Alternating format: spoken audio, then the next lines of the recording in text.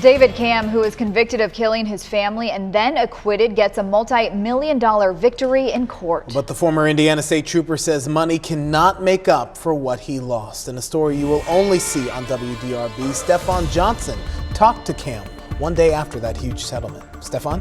Well, after 3 murder trials, 2 convictions, and 13 years in prison, David Camm filed lawsuits against some of the key players in his prosecution.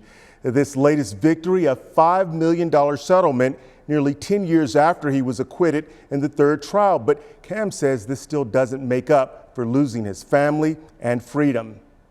The whole episode in my life really seems like a dream. It has been nearly 10 years since David Camm was acquitted in a 3rd trial for the murders of his wife and children. Especially that first not guilty. But the memory is still vivid. Then as the judge began reading the verdicts, you know, it was overwhelming. In 2013, Camm was escorted out of an Indiana courthouse a free man, but that freedom was not the only thing he was fighting for. Because civil litigation was definitely on my mind. After 3 trials, 2 convictions, and 13 years in prison, Camm filed a civil lawsuit against several key players in his prosecution. You can't wreck someone's life, take away their freedom, their liberties, their reputation, their identity, their hometown.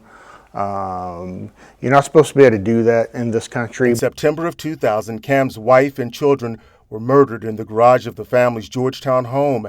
And despite the testimonies of 11 witnesses who swore they were playing basketball with the former state trooper at the time of the crime, he was arrested, tried, and convicted in 2 separate trials. And to have that done to me by people that I knew and that I cared for and worked with, you know, the outrage was there. Charles Bonet was convicted of the murders and sentenced to life in prison in the 2nd trial, and Camm's conviction was overturned on appeal. And if he is indeed woefully unqualified to give the opinions that he's giving, that's concealment of material exculpatory facts. The case eventually went before the 7th Circuit Court of Appeals in Illinois, where the justices questioned the prosecution and so-called expert witness. I'm here on behalf of Robert Stites, a blood spatter expert retained by the state of Indiana, and we would ask that summary judgment.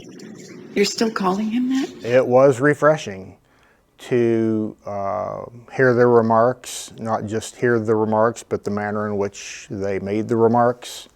And it was very obvious to tell, based upon their interaction with specifically the Attorney General's office, that they saw it for what it was.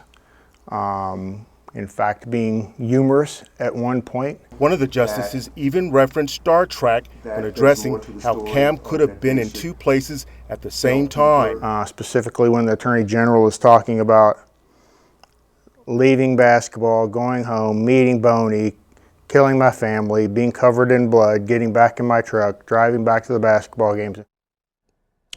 So far, Camm has already spent more than $1 million of his settlement money repaying every single family member and friend who helped with his defense.